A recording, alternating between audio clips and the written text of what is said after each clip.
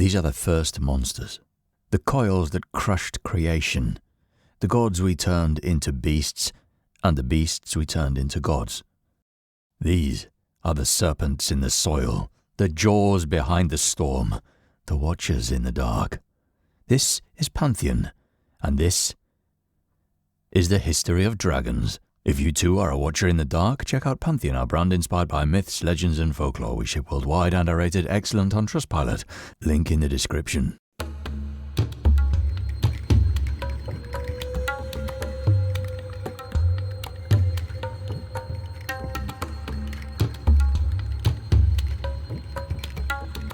It began as an image carved in stone, cast in bronze, or pulled from the ground with shaking hands. In ancient Mesopotamia, over 4,000 years ago, the earliest cylinder seals shows us creatures that don't belong in the natural world. Serpents with eagle talons, lions with the heads of snakes, winged beasts with scales and horns. These were statements, icons of chaos and the unknowable, passed into wet clay by priests and rulers who believed the world teetered on the edge of ruin and that something monstrous was always circling. These forms didn't yet have names, but they were already feared. In Shang Dynasty China, the dragons began to take shape, a long, scaled body, coiled and rising, antlers like a deer, a beard like a sage. This was a force to be venerated. Dragons were linked to thunder and rainfall, to the pulse of rivers and the fate of emperors. They were carved into jade, cast into ritual vessels, buried with the dead. Even in the earliest bronzes, the form is unmistakable. The dragon has already arrived, descending from the clouds. Further west in the Indus Valley, the serpent is rigid, upright, watchful. Naga forms appear in seals and amulets, cobras flaring their hoods, eyes forward, guarding something unseen. Later, these figures would become the Naga kings of Hindu and Buddhist lore, keepers of the underworld cities and secret knowledge. But here, at the root, the message is already clear. Step carefully. The threshold is guarded. And then there's what we painted. Across every continent, serpents dominate the oldest rock art. In the caves of Scandinavia, serpents stretch across the stone like rivers frozen in place.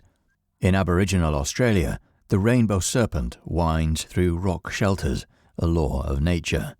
In pre-Columbian America, coiled snakes and scaled bodies turn up in pottery, in stone, in mythic murals. They twist through culture like they twist through the land. Powerful, necessary, dangerous. In Aotearoa, Maori stories speak of the taniwha, creatures that dwell in the deep, lakes, rivers, trenches, sometimes protectors, sometimes punishers, always watching. The taniwha is not a myth in the way we think of myth. It is a presence. Certain waters are still avoided. Certain caves are not disturbed. Some dragons never left. It was bone.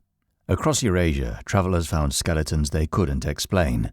Massive skulls with tusks or horns, ribs long enough to be mistaken for ship beams, jawbones that once belonged to something far larger than a man. Whale remains, uncovered inland. Dinosaur fossils half exposed on cliff faces. Elephant skulls, mistaken for the heads of giants. Evidence that the monsters of story had once walked the earth, or swum beneath it. The earliest dragons were remembered, carved into walls, etched into memory, laid out in the dirt like warnings, and we've been trying to name them ever since. Before the dragons we know, love and fear, before fire and flight, treasure hoards and slain heroes, there were serpents. Ancient, vast, and coiled at the root of the world, sometimes with wings, sometimes with names, always older than the stories that came after. In ancient Mesopotamia, that serpent was Tiamat. She was the salt sea itself, endless and undivided, the great mother of all things. But when her children rebelled and murdered her consort, she rose, furious, monstrous, unrecognizable. A body made of chaos, filled with storms and venom and serpents of her own creation. The Babylonian god Marduk faced her in the first battle of order against disorder, and when he struck her down, he used her body to build the world. Her ribs became the vault of the sky, her tail the path of the rivers. Creation, quite literally, was made from the corpse of the serpent. In Egypt, the chaos serpent was Apep, or Apophis. Every night, as the sun god Ra descended into the underworld, Apep rose from the darkness to devour him, to erase the sun. Apep was pure negation, the dark beneath creation, coiled in the depths of the Duat, sapping the soul of bark as it passed through. He couldn't be destroyed, only held back. Worshippers drew his image and ritually slashed it with knives over and over again, as if scarring the image, they could keep the real thing asleep. In the Vedic tradition of ancient India, the serpent was Vritra. He hoarded waters. He held the rivers, the rains, the fertility of the land locked inside his body, and the god Indra, armed with thunder and thirst, hunted him. Their battle tore the sky open, and when Vritra was slain, the waters finally flowed. The rivers came back, crops grew again. Civilization could continue. But it had a cost. The land remembers what it took to become green again. The serpent had to bleed. In the Hebrew text, the name changes again. Now it's Leviathan, the twisting serpent of the sea, a creature so vast it encircles the world, so dangerous it must be broken by God at the end of days. Leviathan is opposition. It is divine resistance made flesh, the chaos that gnashes behind the ordered cosmos. In some traditions, it is paired with Behemoth, the land beast. In others, it mates with Rahab, another sea monster slain in the days of creation. The message is the same. The world only exists because something was defeated. And still, the serpent persists. These aren't dragons in the modern sense. They are older than all of that. They are chaos, storm, ocean, darkness. And for a long time, they weren't the enemy. They were just the truth. The great serpents of early mythology were not yet dragons. Yes, they were cosmic in scale, vast forces linked to oceans, darkness, drought, and chaos. They existed to oppose creation, not hunted by mortals, but as myth developed across time and region, the serpent began to change. Its size shrank, its role shifted, and its body began to take on new, recognizable traits. The dragon, as we know it, was beginning to take form. The first major change was the narrative focus. In earliest mythologies, the central figures were gods, deities shaping the cosmos through conflict. The serpent served as a barrier to that creation. But later, the focus moved toward mortals, kings, heroes, warriors. The conflicts became smaller in scale and more personal. And as the stories narrowed, the serpent had to be made smaller too. What had once been a cosmic adversary became an individual monster. To suit its new role, its form was adapted. As the stories evolved, so did the creature's form. In place of the long, coiling serpent, we began to see monsters with claws, wings, and massive bodies. Some early versions already carried these features, hybrid beasts with the wings of birds, the bodies of lions, and the heads of snakes, but now these elements were refined to a single, unified figure, the dragon. No longer a symbol of nature's wildness, now a beast of narrative purpose. With its body transformed, and the dragon's function changed as well, the dragon became a guardian of treasure, of spaces, of people, knowledge. Where the serpent once withheld rivers or blotted out the sun, the dragon now blocked paths forward. It stood between the hero and whatever came next, and in doing so, it became central to the structure of myth. This change also brought a shift in symbolism. Dragons were elevated, associated with wisdom, rainfall, imperial legitimacy, and balance. Some became increasingly corrupt, tied to greed, destruction, and moral evil. These serpents varied widely, but their structural role remained the same. The dragon was the final obstacle, the being that had to be faced and overcome. By this point, the distinction was clear. The serpent of chaos was a presence. The dragon was an opponent. And from that point forward, dragons would no longer be forces of nature. They would be monsters of stories, designed to be fought, destined to be slain. Dragons did not develop in isolation. Though they did appear in cultures separated by oceans, deserts, and language, their forms and meaning often reflect shared influences, stories traded, beliefs adapted, images carried across vast distances. One of the most important routes for this transmission was the Silk Road. Stretching from China through Central Asia and into Near East and Mediterranean, it was a network of trade indeed, but also a corridor of ideas.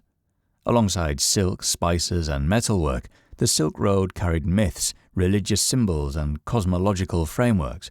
As merchants, monks, and migrants travelled, so too did the stories, and with them, the dragon. In China, the long dragons already existed by the Shang dynasty, but as trade with Central Asia and India expanded, local beliefs absorbed new layers. The influence of the Indian Naga, with its underworld palaces and guardian role, found resonance in Chinese Buddhist traditions. Over time, the Chinese dragon came to blend local cosmology with imported symbolism. Part river spirit, part imperial icon, part spiritual protector. Further west, the Naga itself had already migrated. As Buddhism spread eastward, particularly during the early centuries CE, Naga law moved with it, carried by monks into Nepal, Tibet, China, and eventually Japan. In each region, the Naga adapted, sometimes retaining its serpentine form, sometimes merging with local spirits, but always preserving its essential role as a powerful, liminal being connected to water, wisdom, and protection. In the Near East and Eastern Mediterranean, cultural blending between Greeks and Persians produced new hybrid forms. During the Achaemenid and later Hellenistic periods, stories crossed back and forth across borders, merging local chaos serpents, foreign beast motifs, and divine guardians into layered mythologies.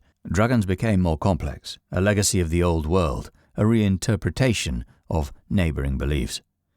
Meanwhile, across Europe, Indo-European migrations had already shaped serpent lore for centuries.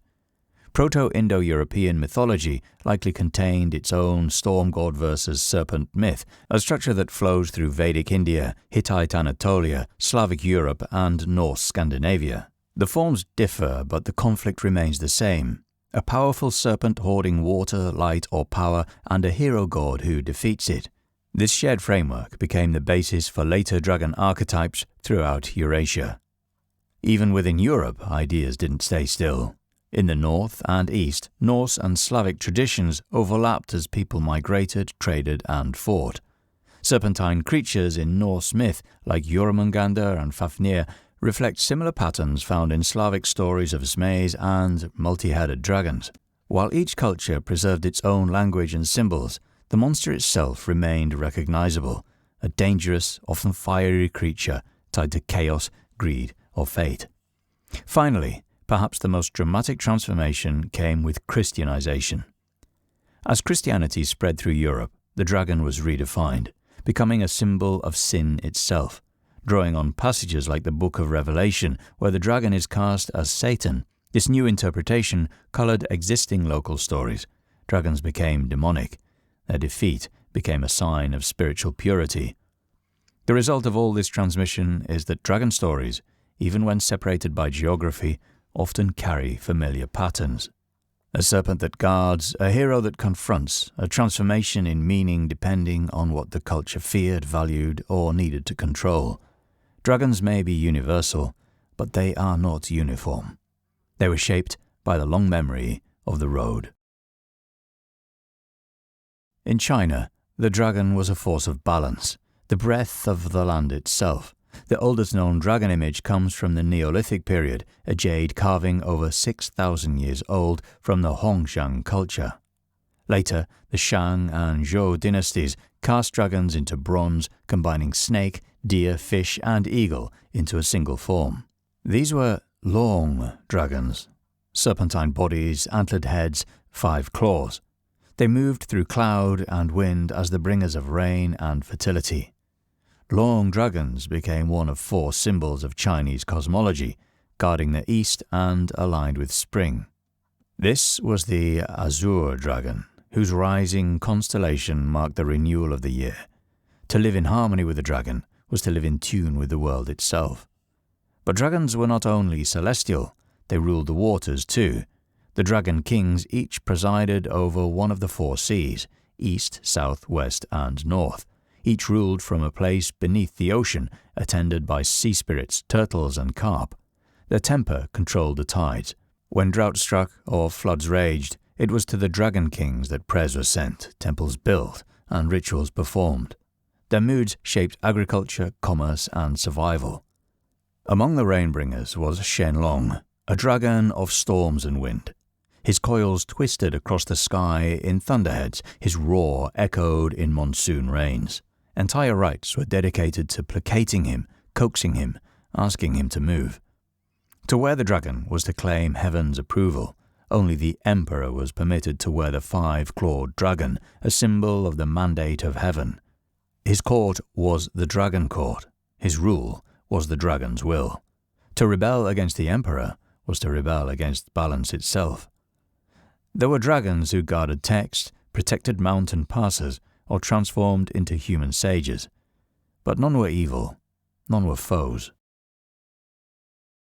In Japan, dragons were born from water. They flowed through rivers, coiled beneath lakes, and stirred within storms. They weren't demons or devils, but neither were they entirely benevolent. They were the kami, spiritual forces tied to nature and power. The most well-known is Ryujin, the dragon god of the sea. He ruled from a place of coral and crystal beneath the ocean called Ryugu-jo. There he controlled the tides with magical jewels and commanded the sea creatures as his servants. His daughter, Ohotime, features in the legend of Urashima Taro. A fisherman granted a glimpse of the underwater realm where time moves differently, a tale as much about loss and dislocation as wonder. Ryujin was invoked by emperors. In the Nihon Shoki, one of Japan's oldest chronicles, he grants legitimacy to early rulers, tying the dragon's power to the imperial line. But Japan's dragons aren't always serene. The myth of Yamata no Orochi tells of an 8-headed, 8-tailed serpent so vast it devoured a daughter each year from a grieving couple. It slithered through valleys like a natural disaster. The storm god Susanoo, banished from the heavens, defeats it with trickery and sake. When he cleaves the final head, he finds a legendary sword, the Kusanagi no Tsurugi, buried inside. The blade becomes one of the imperial regalia. The dragon, even in death, becomes a symbol of power. Japanese dragons rarely breathe fire. They shape weather, flood plains, and shift the air. Some legends speak of dragons who become humans or of humans who earn the right to become dragons. Transformation defines their myth. In India and Southeast Asia, the serpent never stopped being sacred. Here, the ancient form remained revered, feared, and built into the structure of the world. They are Nagas, and their roots run deep. We've already met the Nagas in their earliest mythic roles, guardians of water, wisdom, and the underworld, but in later Hindu and Buddhist belief, their stories multiply. Shesha, the cosmic serpent, becomes the bed on which Vishnu sleeps between creations. Coiled and infinite, he represents time, immeasurable and cyclic. Vasuki, another great Naga, is wrapped around the cosmic mountain to churn the ocean of milk, his body used as rope by gods and demons. From that churning comes the nectar of immortality, but also poison and chaos. As these stories travelled, so did the Naga. In Cambodia and Thailand, they became river guardians, semi-divine protectors of bridges, doorways, and the line between worlds. In Laos, entire festivals are held to honour them. In Indonesia, they rule underwater kingdoms. In Tibetan Buddhism, they hoard texts that must be approached with care. Sometimes they bring rain, disease, or both. In Greece and Rome, dragons were never the main character. They were obstacles, and their death meant progress. Their defeat marked the birth of the hero. The word used wasn't dragon, but drakon, meaning serpent or watcher. That second meaning is important, as they weren't mindless beasts. Instead, they were placed deliberately, to guard, to test, to withhold. Python was one of the first. A great serpent who lived at Delphi, guarding the navel to the world. And when the god Apollo came to claim the site for his oracle, he killed Python with a volley of arrows. From that moment, Delphi became Apollo's domain, but the act of killing Python was not without consequence. Festivals of purification were held every year to atone for the murder. Even a god, it seemed, had to answer for slaying a dragon. Then came the Hydra, a multi-headed water serpent raised by Hera, the queen of the gods, to kill Heracles. For every head Heracles severed, 2 more grew in its place. Heracles burned each neck as it was cut, cauterizing the wound to stop regeneration. The Hydra's blood was so toxic, it would later be used to poison another hero's arrows. Its death was a victory, but it left a stain. And then there was Ladon, coiled around the golden apples in the garden of Hesperides. Heracles had to slay him too because he stood between the hero and his prize. The apple was what mattered. The dragon simply made it cost something. These dragons, each one a threshold guardian, each death a requirement for the hero to ascend. They protected knowledge, objects, or territory, and in doing so, they gave meaning to the hero's journey. In the myths of the North, dragons are omens, cursed, corrosive, and bound to the end of all things. These are the worms, and they mean ruin. The most infamous of them is Fafnir, from the Volsunga saga. Once a man, Fafnir murdered his own father to seize a cursed hoard of treasure, but the gold warped him, twisted his form. He fled into the wilderness, grew scales, fangs, and a hunger for solitude. When the hero, Sigurd, kills him, he carves out Fafnir's heart to cook it and accidentally tastes the blood. From then on, he can hear the speech of birds. He's no longer innocent. Killing the dragon comes at a cost, and it always does in these tales. Treasure can be claimed, but never without corruption. Then there's Jormungandr, the Midgard serpent, the child of Loki. He was cast into the sea by the gods, but grew so large he encircled the world. When he finally uncoils, the end begins. Ragnarok.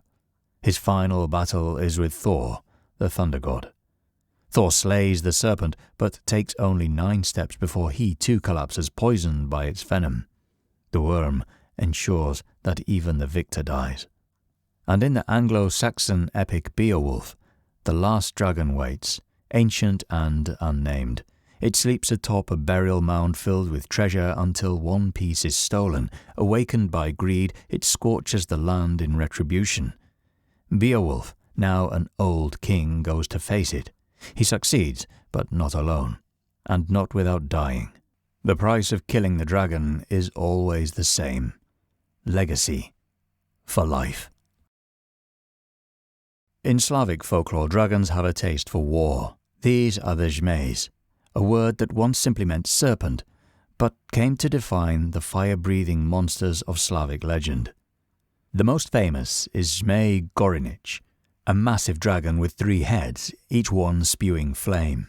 He flies through the skies, scorching fields, kidnapping maidens, and laying waste to kingdoms. He's a test, a trial for the bogatyr, the Slavic hero, who must face the monster alone, armed with strength, cunning, and often little more than a sword and a horse.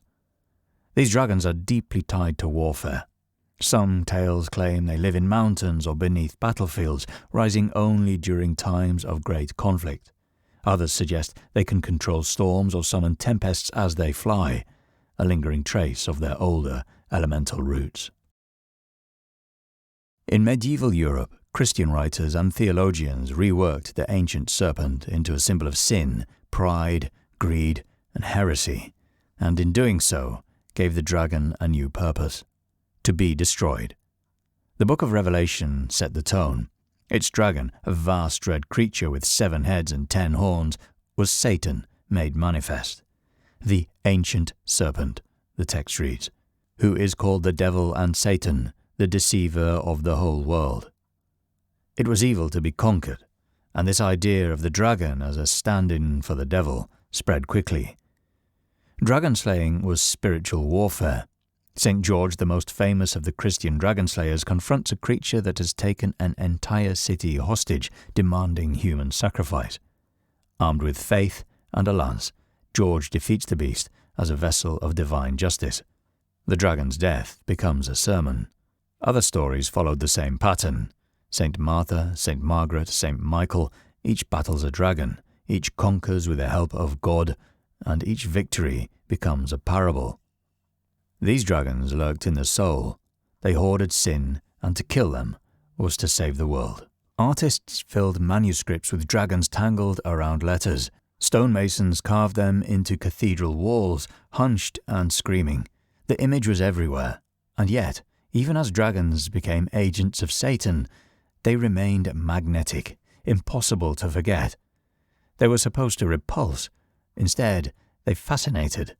Even now, centuries later, it's the dragon that we remember more than the saint.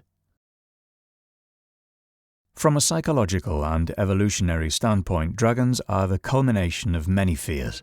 Across cultures and centuries, they appear as composite predators stitched together from the traits of animals our ancestors learned to fear. The slithering of serpents, the talons of raptors, the growl of big cats. Each of these creatures once stalked the forests and caves we called home. Our brains adapted. Fast reflexes, adrenaline bursts, immediate reactions to movement.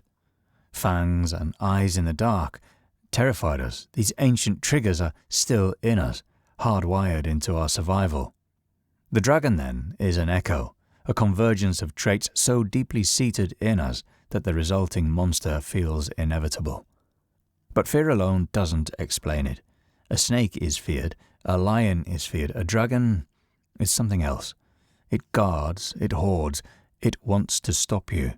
It blocks the threshold. It lives at the edge of maps, at the mouths of caves, on mountaintops and in storm clouds, in places you're not meant to go. Psychologically, it becomes the gatekeeper of change. In stories, the hero defeats it to become something more. To move forward is the final trial, the oldest metaphor we have for transformation through fear. That's why the dragon is rarely a random threat. It's placed deliberately between the hero and what they desire. In that role, it becomes a test of worth. The knight slays the dragon, the prince retrieves the treasure, the warrior returns from the mountain changed. And so, in our myths, dragons make the story. Without the monster, there is no proof of the hero. But the dragon is also adopted. Throughout history, kings, emperors, and dynasties have taken the dragon as their symbol, as an identity.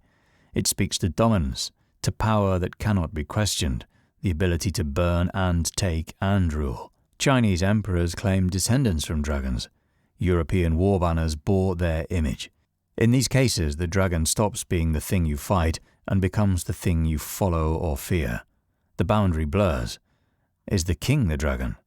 Or is the dragon just a king in another skin? In the end, we need them. Chaos needs a shape. The threshold needs a guardian. Our stories need a final, worthy enemy. The dragon never died. It adapted, pulled through time by memory and story. Its form has changed, but the impression it leaves has not. In the medieval period, the dragon had already shifted from primordial adversary to moral allegory. By the time it reached modern age, it was fragmented, reimagined, but never forgotten. The most significant resurrection came through literature. Tolkien, steeped in ancient texts and northern epics, reintroduced the dragon to modern readers in The Hobbit. Smaug was a being of intelligence and intent. He could speak, he could reason, and more dangerously, he could corrupt without ever leaving his lair. The true danger of Smaug was not the fire he breathed, but the curse he radiated. His hoard, a vast accumulation of stolen gold and artifacts, exuded what Tolkien called dragon sickness. The dragon had become psychological, a symbol of inner ruin as much as outer threat. Tolkien's revival paved the way for a new era. Then came Dungeons and Dragons, and with it, the systematic reinvention of the dragon. The dragon was now a catalogue. Red dragons breathed fire and worshipped chaos. Gold dragons wielded wisdom and flame. Black dragons lurked in swamps, corrosive and cruel. Metallic dragons leaned good, chromatic leaned evil. Each had lairs, languages, hordes, and hierarchies. In the imagination of millions, dragons were bosses, rulers, characters, living myths made playable. The serpent had become a system. Cinema and television carried the image further. In Game of Thrones, dragons returned as apex weapons, tied to bloodlines and conquest. In Harry Potter, they were magical beasts, guardians of vaults. In How to Train Your Dragon, they were softened, made into companions, friends, reflections of misunderstood power. In other corners of fantasy, dragons took on divine roles, becoming gods in scaled form, creators and destroyers in vast cosmologies. They were avatars of balance, of vengeance, of knowledge, ancient, sentient, and still beyond full comprehension. And in global pop culture, their reach expanded even further. Dragon Ball Z, or Dragon Ball Z, I suppose, placed the dragon at the heart of its mythos, with Shenron summoned to grant wishes. In Yu-Gi-Oh!, dragons became cards of immense prestige and narrative weight. The Blue Eyes White Dragon was status, power, destiny. Dragons were now collectible and battle-ready. Myth turned commodity without losing its awe. Pokémon, with dragon-type creatures standing at the pinnacle of strength and rarity. Charizard, Dragonite were all legends, symbols of power that had to be earned, trained, and understood. Across screens, cards, and Game Boys all over the world, the dragon became an aspiration. Yet across all these portrayals, something remained. The dragon was never truly tamed. It remained fundamentally other, larger than life, rooted in the same primal awe that once made our ancestors paint serpents on cave walls and carve them into stone. The dragon was never bound to one land, one tongue, or one meaning. It rose wherever we looked for power we couldn't tame. A curse, a crown. It guarded the edge of the world to see who dared cross, and though we shaped it into a monster, god, or guardian, it always pointed to the same truth, that there is something older than fear, and it waits just beyond the firelight.